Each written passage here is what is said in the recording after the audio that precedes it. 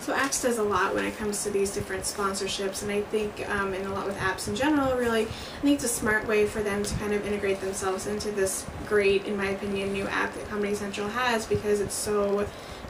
big, and they're really trying to push discovery in it. They have, you know, obviously Comedy Central has thousands of different comedians and different clips and different content out there, so the big focus on this is all about helping people discover what's out there, and through this like web they have where you can find, you know, related content, and the whole deal is really based around helping people you know, enjoy these short little clips, and that's what mobile is great at, for these short little things. You're not going to be able to I think a lot of marketers at least think that being able to watch a full-length clip on a mobile device really isn't, like a full 30-minute clip isn't necessarily as strong of a component for mobile as it would be to watch like a 3-minute clip, and that's where Comedy Central's emphasis is, on these short little things like that. So I think it's a smart way for them to leverage the content they already have and package it into a mobile app.